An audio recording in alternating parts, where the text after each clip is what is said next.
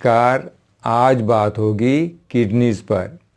Kidney जो हमारे शरीर का एक बहुत ही वाइटल ऑर्गन है, जिसका मुख्य कार्य होता है हमारे शरीर के अंदर जो वेस्ट मैटर बनता है, जो विषैले पदार्थ होते हैं हमारे शरीर के अंदर, उनको यूरिन के साथ बाहर निकाल देती है, जिससे हम स्वस्थ रहते हैं।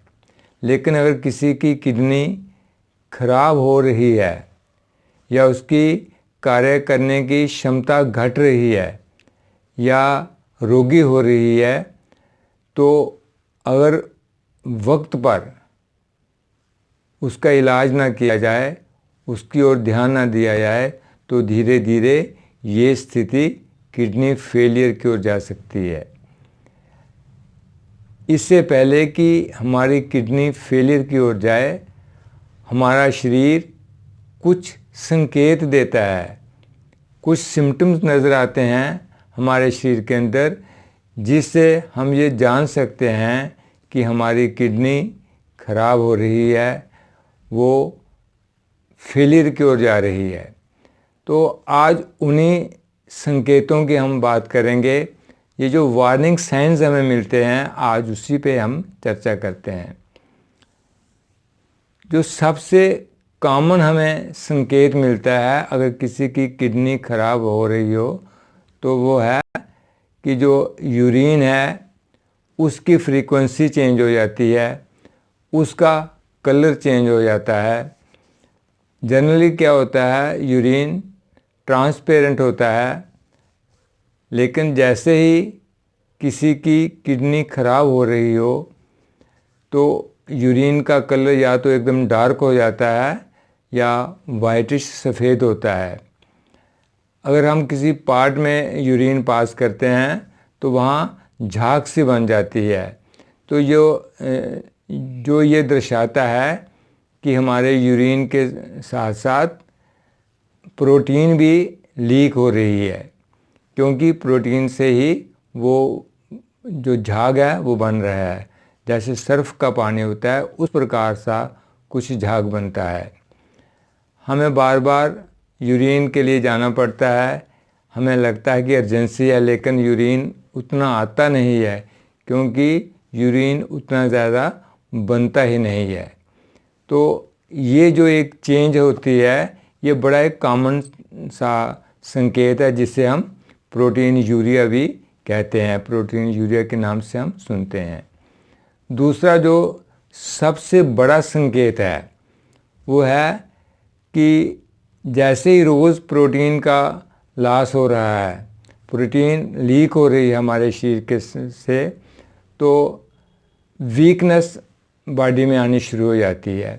और वीकनेस के साथ साथ क्या होता है, वेट लॉस भी होने लगता है। अगर ये संकेत हमें मिलता है कि प्रोटीन यूरिया भी है और साथ में वेट लॉस भी हो रहा है, तो हमें सतर्क हो जाना चाहिए, हमें सावधान हो जाना चाहिए कि कहीं ये कोई किडनी के रिलेटेड प्रॉब्लम तो नहीं बन रही है।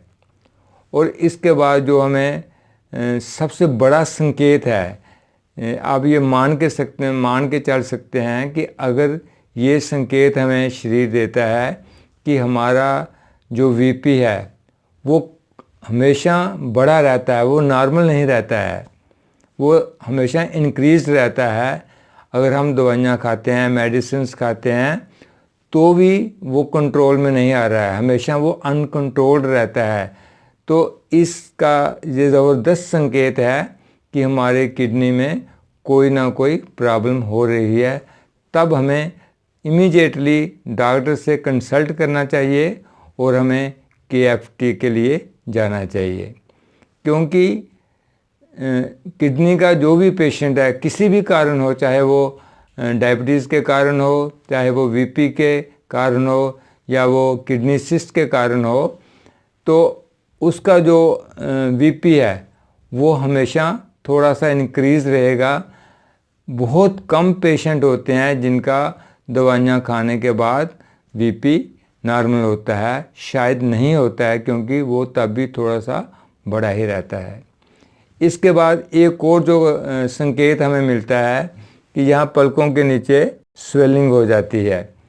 पिंडलियों में स्वेलिंग हो सकती है, टखनों में हो सकती है, हमारे पाँव में हो सकती है। लगता है जैसे वहाँ पर फ्लूइड या पानी रिटेन हुआ हो, तो उसे हम एडिमा भी कहते हैं। अगर ये लक्षण भी हमें दिखाई देता है तो हमें ये समझ लेना चाहिए कि कहीं ना कहीं कोई किडनी की प्रॉब्लम हो सकती है। ये जो पाँव में सूजन होती है, ये हार्ट के रिलेटेड या जो लीवर के रिलेटेड पेशेंट्स हैं उनको भी हो सकती है, लेकिन फिर भी हमें सतर्क रहना है और इसको वॉच करते रहना है। जो नेक्स्ट वार्निंग साइन हमें मिलता है, जैसे संकेत हमें शरीर से मिलता है, वो है कि हमारे शरीर में खून की कमी हो जाती है, जिसे हम एनीमिया बोलते हैं। तो उससे क्या होता है कि जो हमारी किडनीज़ होती हैं ये आरबीसी बनाने में बड़ा रोल प्ले करती हैं। आरबीसी मतलब रेड ब्लड सेल्स, जो लाल रक्त की कोशिकाएं होती हैं, उनको बनाने में बड़ा रोल प्ले करती हैं। अगर आरबीसी की काउंटिंग कम हो जाती है तो उससे क्या होता है, हमारा हीमोग्लोबिन भी कम हो जाता है, क्योंकि जो हीमोग्लोबिन का पार्ट होता है उसको ये आरबीसी देखती हैं, और आरबीसी शरीर में ऑक्सीजन को कैरी करने का भी काम करती हैं। अगर आरबीसी की काउंटिंग कम हो जाएगी तो हमारे शरीर में ऑक्सीजन की जो सप्लाई है वो भी कम हो जाएगी, जिससे हमारे अंदर ज़बरदस्त वीकनेस आ जाती है और हमारा शरीर कोई भी कार्य करने के लिए तैयार नहीं रहता है। अगर हम 2 सीढ़ियाँ भी चढ़ते हैं तब भी सांस फूलने लगता है। तो अगर हम मल्टीविटामिन्स भी लेते हैं तब भी ये वीकनेस दूर नहीं होती है। तो इससे ये लगता है कि हमारी जो किडनी है कहीं ना कहीं वो ख़राब हो रही है, हमें सतर्क हो जाना चाहिए। इसके बाद का जो संकेत हमें मिलता है वो है कि हमारे शरीर में ब्लड के अंदर यूरिया की मात्रा बढ़ने लगती है, और जो क्रेटिनिन होता है उसका लेवल भी बढ़ने लगता है। तो क्रेटिनिन का लेवल जब ब्लड में बढ़ जाता है, यूरिया जब ब्लड में बढ़ जाता है, तो हमारी जो स्किन है उस पर रैशेज आने शुरू हो जाते हैं, लाल किस्म के दाग धब्बे बनने शुरू हो जाते हैं, दाने निकलने शुरू हो जाते हैं। और ये जो दाग धब्बे बनते हैं, ये दवाइयाँ खाने पर भी, ऑइंटमेंट लगाने पर भी उनका आराम नहीं आता है, वो ठीक नहीं होते हैं, क्योंकि ये जो धब्बे बने हुए हैं ये क्रेटिनिन का लेवल ब्लड में बढ़ने से बनते हैं। ये तभी ठीक होंगे जब हमारी किडनीज़ की फंक्शनिंग ठीक होगी। एक और इसका सिम्टम जो हमें मिलता है, जैसे कि हमारे ब्लड में यूरिया बढ़ जाता है, तो यूरिया एक ऐसा कंपाउंड है जो हमारे ब्रेन के साथ ट्रिकी गेम खेलता है। हमें चाहे भूख लगी हो, लेकिन ये ऐसा दर्शाता है कि हमें भूख नहीं है, तो हमारा खाना खाने को बिल्कुल भी मन नहीं करता है। यहाँ तक कि हमारे टेस्ट जो है वो सारा ख़राब हो जाता है, मुंह से बदबू आने लगती है और लगता है जैसे कि किसी का जैसे कोई दांत खराब हो तो वैसी बदबू आती है। लेकिन ये बैड जो स्मेल होती है ये यूरिया के कारण आ रही होती है।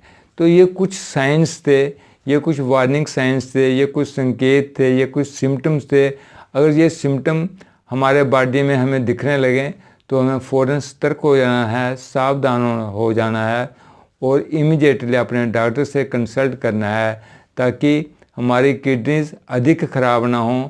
जितनी वो ख़राब हैं वहीं से हम उनको ट्रीटमेंट दें और उनको हम ठीक कर सकते हैं। किडनी फेलियर तक ना पहुँचे, हमें सतर्क होकर इन लक्षणों को सावधानी से वॉच करना है और इमीडिएटली अपने डॉक्टर से कंसल्ट करना है। उम्मीद करता हूँ ये वीडियो आपके लिए यूज़फुल रहेगी। धन्यवाद।